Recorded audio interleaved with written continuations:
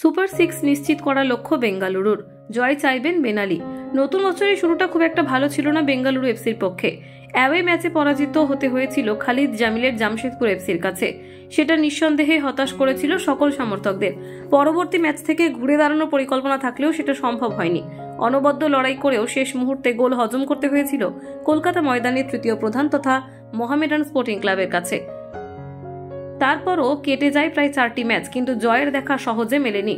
স্বাভাবিকভাবেই যার প্রভাব পড়েছিল পয়েন্ট টেবিলে।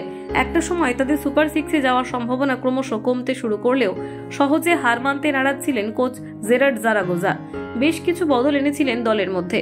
তারপর গত ম্যাচে নিজেদের ঘরের মাঠে জামশেদপুর এফসিকে পরাজিত করে আইএসএল জয়ী এই ফুটবল ক্লাব।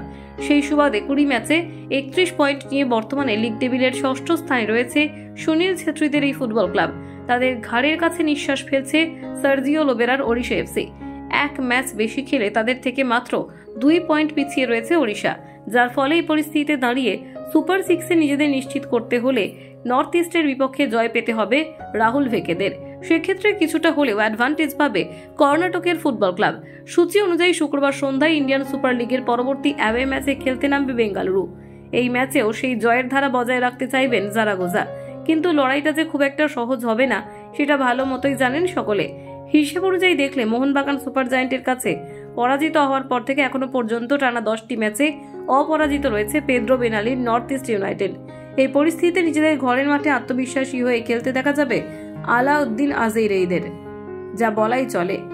লিগের প্রথম দুয়ের মতো লিগ শিল্ড জয়ের দৌড়ের ধারে কাছে না থাকলেও ডুরান্ট কাপ জয় করে মরশুম শুরু করার পর আইএসএল-এ ভালো পারফরমেন্স করে সমর্থকদের মুখে হাসি ফোটানোই অন্যতম লক্ষ্য থাকবে জিতিন এমএসদের। কলকাতা 24/7.in।